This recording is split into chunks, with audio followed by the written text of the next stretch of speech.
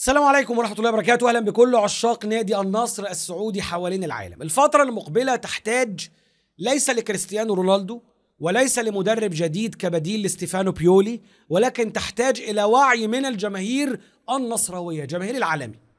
نادي النصر بيضيع منكم، نادي النصر بيضيع من الجماهير النصراوية. أنا بقول لكم الكلام على مسؤوليتي الشخصية. احنا على اعتاب مدرب جديد هيمسك نادي النصر، والمدرب قد يتم اختياره من خلال رونالدو. رونالدو هو اللي هيختار النادي المدرب. لاعب يختار مدرب؟ طب ما هو اختار 2 مدربين، ايه اللي حصل؟ مش هو ستيفانو بيولي ده مدرب فريق النصر الحالي واللي خلاص قد يكون تم اقالته اصلا وانا بتكلم معاكم؟ مش المفروض ان ده اختيار كريستيانو رونالدو؟ طيب هنجيب مدرب تاني برضو من اختيار كريستيانو رونالدو؟ ناس كتير بتحب كريستيانو، يا عم مش مشكلة، ربنا يوفقك، ولكن شئت أم أبيت كريستيانو رونالدو هو نادي جوه النادي، هو دولة جوه الدولة، له قرارات منفصلة. كل التقارير بتؤكد أن علاقة بيولي ونادي النصر وصلت لنهايتها، وسيرحل عقب نهاية الموسم الحالي مباشرة.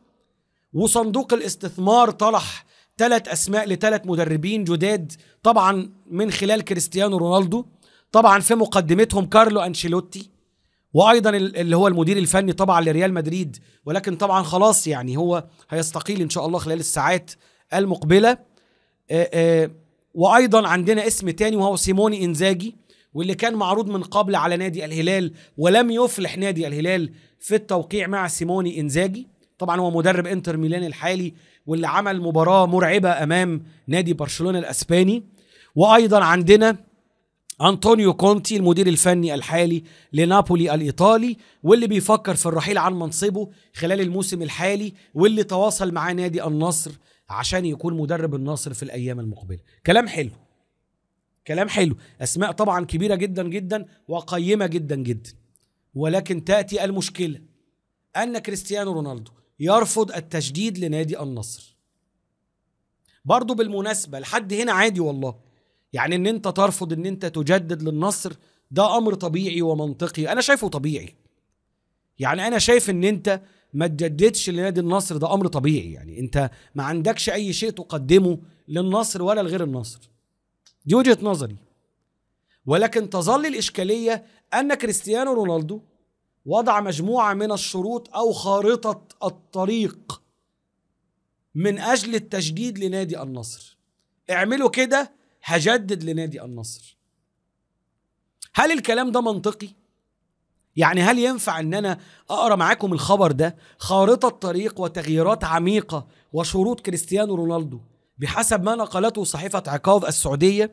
فإن كريستيانو رونالدو وضع تصورا شاملا لمستقبل نادي النصر يتجاوز مسألة التجديد إلى إعادة هيكلة فنية وإدارية تبدأ من الجهاز الفني وتمتد إلى قائمة اللاعبين. تغييرات على مستوى المحترفين الأجانب. يرى رونالدو أن بعض اللاعبين الأجانب لا يقدمون الإضافة، وبالتالي لابد من الاستغناء عنهم. مين هم؟ الحارس البرازيلي بينو، والمهاجم أنجيلو، والجناح ويسلي من فئة المواليد. وفي المقابل شدد على بقاء كل من ساديو ماني المهاجم السنغالي صاحب الخبرة الكبيرة، وأوتافيو صانع الألعاب البرتغالي والذي بدأ ينسجم مع خط الهجوم، ومارسيلو بروزوفيتش القائد الميداني في وسط الميدان. انت متخيل؟ يا أخي ده يمكن مدرب النصر ما يعرفش يعمل كده. يعني لو كارلو أنشيلوتي استلم النصر خلال الأيام المقبلة والله ما يقدر ياخد القرارات بهذا الشكل العنيف. يعني حتى فكرة تقليص عدد اللاعبين المحليين، إعادة تقييم عقود اللاعبين المحليين والاستغناء عن الأسماء غير المؤثرة والتركيز على التعاقد مع مواهب سعودية قادرة على صناعة الفارق. وطبعا هو طلب بشكل مباشر عشان أجدد عقدي مع نادي النصر لازم تغيروا ستيفانو بيولي، ولازم تجيبوا مدرب يكون عنده مرونة وعنده شخصية قيادية وعنده قدرة على إدارة المباريات الكبيرة. طيب عايز مدرب وضعه إيه؟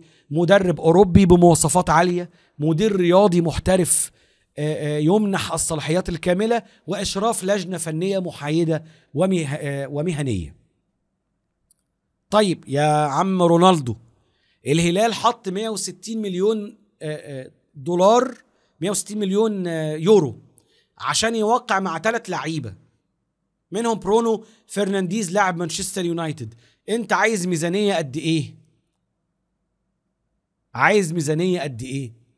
عايز ميزانية 300 مليون ريال عشان خطة التطوير. طب هل احنا معانا في صندوق الاستثمار 300 مليون ريال؟ بيقول لك ان نادي النصر بيكسب فلوس وهو دلوقتي ايراداته 800 مليون ريال بعد سداد الالتزامات، وبالتالي 300 مليون يمكن اقل من 50%، حوالي 40 او 42% من الايرادات. هل فكرة ان انت تخلي لاعب واحد يعمل كل تلك التغييرات، هل انت كده بتصنع نادي؟ يعني انا والله انا مستغرب، يعني انا بدأت اشك في دماغ كريستيانو رونالدو. يعني كريستيانو رونالدو هو اللي بيعمله ده هو لن يجني اي نجاح، لان هو عمل ده قبل كده ولم يحصل على اي مردود. تخيلوا معايا ان الكابتن محمد نور نجم نادي الاتحاد السابق ونجم المنتخب السعودي بدأ يطقطق يتريق يسخر من لاعبي النصر، وطلع في برنامج امس وقال ان اوتافيو صاحب رونالدو وانا متوقف عن اللعب 10 سنوات وسأتخطاه في سباق السرعة، واكد ان البرتغالي اوتافيو لاعب الوسط علامة استفهام بالنسبة له في ظل مردوده الباهت مع الفريق. وقال نور ان اوتافيو لا يركض، انا توقفت عن اللعب منذ 10 اعوام واسرع منه، ولو ركضت امامه سأتخطاه. واشار الى ان رحيل اوتافيو امر ضروري ويجب تدعيم الفريق بلاعبين يملكون الرغبة في تقديم افضل مستويات ويساعدون رونالدو مثل البرتغالي روبن نيفيز والصربي سافيتش ثنائي الهلال. هو بيقول يساعدون رونالدو، يعني كل كلام محمد نور حلو الا حتة يساعدون رونالدو دي. يا جماعة أنا عارف كويس جدا إن في ناس دلوقتي هتوقف الفيديو وهتنزل تكتب لي تحت طيب إحنا مش هنتابعك تاني لأن أنت واضح إن أنت ضد رونالدو وأنت بتكره رونالدو ومش عايز تكمل.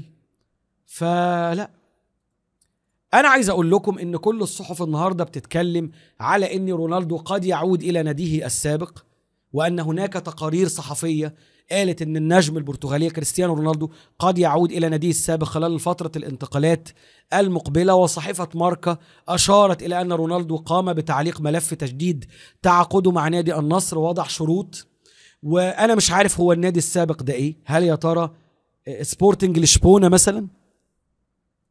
هل يا ترى سبورتنج لشبونة اللي مكتوب ان هو عايز يرجع لسبورتنج لشبونة مرة اخرى